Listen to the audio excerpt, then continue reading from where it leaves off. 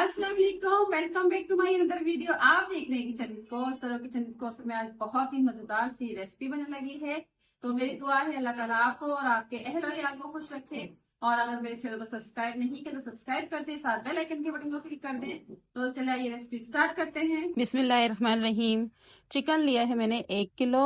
और ये मैंने सीने का चिकन लिया है क्योंकि सीने के चिकन से बहुत अच्छे से रेशेदार कबाब बनते हैं। और मैंने दाल ली है आधा किलो, इसको मैंने आधा घंटा पहले भिगो दिया था। और ये मैंने 2 बर्तनों में भिगोई थी आधी आधी करके, यानी कि 250 ग्राम एक में और 250 ग्राम एक में। तो टोटल आधा किलो दाल मैंने डाल दी है।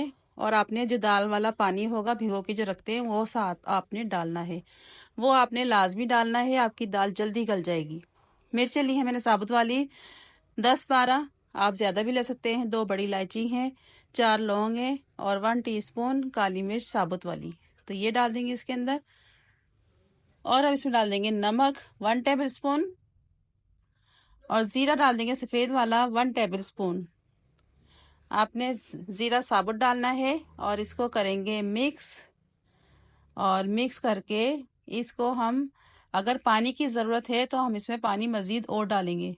तो मैं इसमें 1 गिलास पानी और डाल देती हूँ ताकि ये अच्छी सी गल जाए। और प्रेशर लगा दूंगी मैं इसको 15 मिनट का। तो 15 मिनट बाद मिलते हैं। तो चेक करते हैं, 15 मिनट हो चुके हैं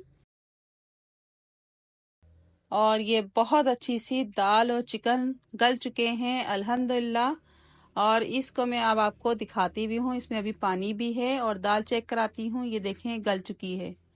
तो अब क्या करेंगे, जो इसमें पानी है हम इसको पानी को खुश कर लेते हैं, ड्राई कर लेते हैं। तो मैं आपको दिखाती हूँ बाद में। और मैंने पानी इसका ड्राई कर लिया था और देखें इस तरह ये सख्त हो गई है। तो अब इसमें से जो चिकन के बोटियां हैं वो अलग कर दें, हड्डियां अलग कर दें और इनको मैं कूट लूँगी। और मैंने ये कूट लिया है सारा।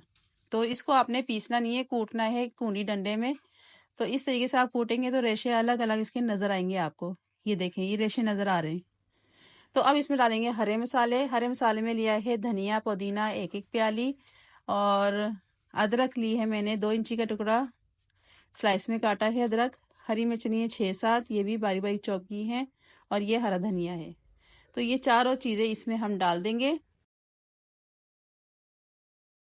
और अब इसमें डाल देंगे हम प्याज। बड़ा वाला 1 प्याज लिया था और उसको चॉप किया था। तो प्याज के बगैर तो मज़ा ही नहीं आता शामी कबाब में, जब तक प्याज ना हो। तो प्याज लाजमी डालें। और मैं 2 अंडे इसमें कच्चे डालूंगी इस तरीके से। इसका बहुत अच्छा सा टेस्ट आता है, आप यकीन करें, आप ट्राई करें इस तरीके से, बहुत मज़ेदार बनेंगे ये कबाब आपके। अब क्या क्या है, 1 टेबल स्पून या 1 टीस्पून इसमें गरम मसाला डाल दें।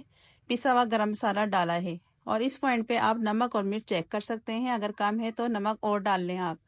और इनको हाथों की मदद से मैं अच्छा सा मिक्स करूंगी। और इस तरीके से आपने मिक्स करना है ताकि अंडे भी अच्छे से मिक्स हो जाएं इसके अंदर। तो सारा मिक्स करके मैंने आपको ये दिखा दिया है। और अब क्या करेंगे, एक थोड़ा सा हम कबाब के लिए पोर्शन उठाएंगे और उसको अब कबाब की शक्ल देंगे हम इस तरीके से। आप और हल्के हाथों से आप बनाते जाएं, एकदम गोल बनेगा। और आप सेट करते जाएं किनारे इसके इस तरीके से हथेली की मदद से। तो मैं एक ट्रे में रख दूंगी और सारे मैं इसी तरह आपको रेडी करके दिखाती हूँ। माशाल्लाह से ये बहुत सारे कबाब बनेंगे। और ये आप फ्रीज कर लें, रमज़ान है, पूरा महीना आपके बहुत आसानी से ये निकल जाएंगे 1 महीने के लिए। तो आप सहरी में कुछ भी नहीं है खाने को तो आप कबाब निकालें, फ्राई करें और इसको सहरी में खा लें आप। तो बहुत आसान हो जाता है सहरी करना।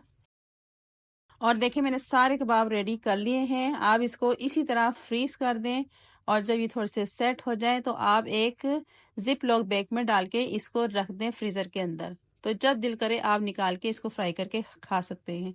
इतनी मज़ेदार और इतनी आसान रेसिपी रमज़ान के लिए मैंने आपको बताई है। एक लाइक तो ज़रूर बनता है और कमेंट भी बनता है। कमेंट में और फीडबैक में बताएं कि आपके कबाब कैसे बने हैं। आप इसको चपाती रोटी के साथ खाएं, पराठे के साथ खाएं तो बहुत मज़ा आएगा। तो मिलते हैं नई रेसिपी के साथ, दुआ में याद रखिएगा। अल्लाह हाफिज़।